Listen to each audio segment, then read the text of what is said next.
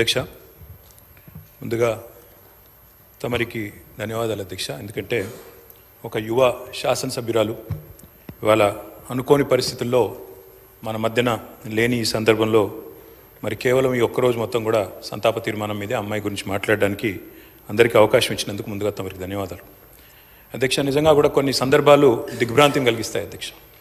ఇవాళ జ్ఞాని సాయన్న గారు ఇప్పుడే ముఖ్యమంత్రి గారు చెప్పినట్టు ఒక సీనియర్ శాసనసభ్యుడు, 5 సార్లు గెలిచిన మంచి వ్యక్తి, మృదు స్వభావి, ఎప్పుడు ఎక్కడ ఎవరిని కలిసినా ఏ పార్టీలో ఉన్నా ఒక అజాత శత్రువుగా మంచి పేరు తెచ్చుకున్న వ్యక్తి జ్ఞాని సాయన్న గారు అధ్యక్ష. గతంలో పెద్దలు కేసీఆర్ గారి నాయకత్వంలో సాయన్న గారు మేము అందరం కూడా కలిసికట్టుగా నగరాభివృద్ధికి ఎన్నో రకాలుగా కంటోన్మెంట్ కానీ తర్వాత నగరంలోని వివిధ ప్రాంతాలకు సంబంధించి కానీ చాలా కమిట్మెంట్తో పనిచేసిన నాయకుడు సాయన్న గారు అధ్యక్ష. అధ్యక్ష, సాయన్న గారు అదేవిధంగా మా గౌరవ ముషీరాబాద్ శాసనసభ్యులు ముఠా గోపాల్ గారు చిరకాల స్నేహితులు అధ్యక్ష. దాదాపు దశాబ్దాల స్నేహం వారిద్దరిది కూడా. మీకు కూడా మంచి స్నేహితుడు అధ్యక్ష వారు. నాకు బాగా గుర్తున్న సందర్భం అధ్యక్ష, 2015వ సంవత్సరం ఆనాడు జిహెచ్ఎంసీ ఎలక్షన్స్ వచ్చినప్పుడు సాయన్న గారు కోరిన ఒకే ఒక్క కోరిక, నేను కవాడిగూడ నుండి లాస్యానందిత గారిని నేను కార్పొరేటర్గా చూడాలనుకుంటా ఉన్నాను, మా మిత్రుడు గోపాల్ గారు కూడా పూర్తిగా మద్దతుగా ఉన్నారని చెప్పి మొదటిసారి ఆ రోజు వచ్చి అడిగితే కేసీఆర్ గారు కాదనకుండా వెంటనే అమ్మాయికి ఒక మంచి భవిష్యత్తున్న నాయకురాలు, మంచి యంగ్ లీడర్గా బాగా చదువుకున్న అమ్మాయి, మంచి అవకాశం ఇవ్వాలన్న ఉద్దేశంతో ఆనాడు కవాడిగూడ నుంచి కార్పొరేటర్గా గెలిపించుకోవడం జరిగింది అధ్యక్ష. కానీ నిజంగా కొన్ని సందర్భాలు ఎట్లా ఉంటాయి అధ్యక్ష అంటే, ఇప్పుడు సాయన్న గారి కుటుంబాన్ని చూస్తూ ఉంటే విధి నిజంగానే వారి మీద పగబట్టిందేమో అన్నంత తీవ్రంగా ఒకే ఒక్క సంవత్సరంలో మరి అటు సాయన్న గారు దుర్మరణం పాలు కావడం, ఆ తర్వాత అనుకోని మరి మమ్మల్ని అందరినీ కూడా విస్మయపరుస్తూ దిగ్భ్రాంతికి గురి చేస్తూ లాస్యానందిత గారు కూడా ఈ రోడ్ యాక్సిడెంట్లో చనిపోవడం, ఇవన్నీ కూడా అత్యంత ఆవేదన కలిగించే అంశాలు అధ్యక్ష. ఒకటే ఏడాది లోపల అటు తండ్రి ఇటు కూతురు చనిపోవడం అంటే ఆ కుటుంబంలో ఎంత విషాదం ఉంటుందో మనం ఊహించవచ్చు అధ్యక్ష. కానీ చాలా చురుకైన అమ్మాయి అధ్యక్ష. ఆనాడు కార్పొరేటర్గా జిహెచ్ఎంసీలో పనిచేసిన, తదనంతరం సాయన్న గారు కొంత ఆరోగ్యం బాగలేకుండా అధ్యక్ష, బాగా డయాబెటీస్ ఎక్కువై చివరికి లెగ్ యాంపిటేట్ చేయాల్సిన పరిస్థితి వచ్చినప్పుడు కూడా ఒకవైపు నందిత, మరొక వైపు నివేదిత, ఇద్దరు అమ్మాయిలు పాపం ఆయనతో ఎల్లవేళలా ఎక్కడికి ఏదైనా మీటింగ్కి వచ్చినా, ఆఫీస్కి పోయినా, మంత్రులను కలిసేదున్నా లేదా అధికారులను కలిసేదున్నా ఇద్దరు అమ్మాయిలు కుడి భుజం ఎడమ భుజం మాదిరిగా ఆయనకి 2 వైపులా ఉండి తీసుకొని పోయేవాళ్ళు అధ్యక్ష. మా దగ్గర కూడా చాలాసార్లు ముగ్గురు కలిసే వచ్చేది.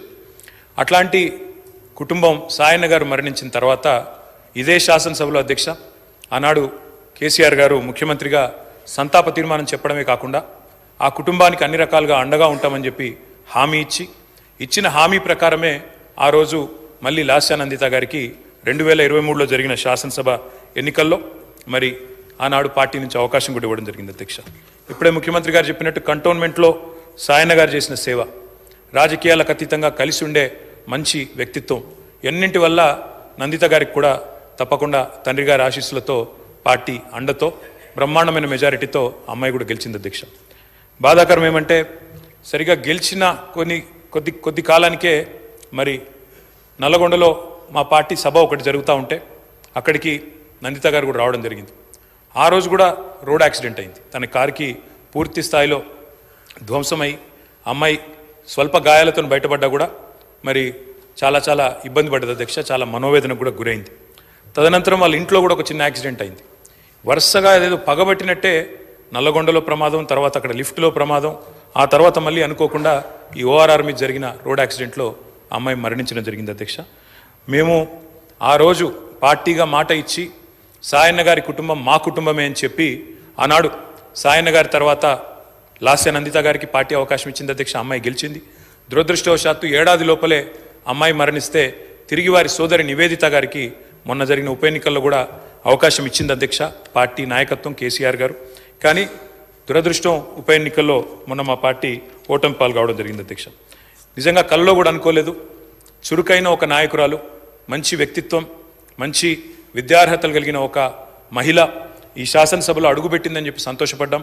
భవిష్యత్తు ఉజ్వలంగా ఉంటుంది అమ్మాయికి అని చెప్పి ఆశించినాం. కానీ ఇదే సభలో ఆమె అడుగుపెట్టిన కొద్ది కాలానికే సంతాప తీర్మానం మీద మాట్లాడాల్సి వస్తుందనే ఆవేదన మాత్రం మా సభ్యులందరికీ ఉంది అధ్యక్ష. వారందరి మనోవేదన, ముఖ్యంగా మా గోపాలన్న గురించి అయితే ఆయన ఎంత బాధపడ్డారో నేను కళ్ళారా చూసిన అధ్యక్ష. అందుకే ఇలాంటి క్లిష్ట పరిస్థితుల్లో సాయన్న గారి మరణం తర్వాత మేమందరం కూడా ఆ కుటుంబానికి అండగా నిలబడాలని పార్టీగా నిర్ణయం తీసుకున్నాం. తర్వాత నందిత గారు, తర్వాత ఇప్పుడు నివేదిత గారు, వారి కుటుంబానికి ఈరోజు అయితే కాదు అధ్యక్ష, భవిష్యత్తులో కూడా సంపూర్ణంగా అండగా ఉంటాం. ఈ సంతాప తీర్మానాన్ని పూర్తిగా బలపరుస్తూ ఆ కుటుంబానికి మనోధైర్యం భగవంతుడు ప్రసాదించాలని, లాస్యా నందిత గారి ఆత్మకు శాంతి చేకూరాలని ప్రార్థిస్తా ఉన్నాను అధ్యక్ష.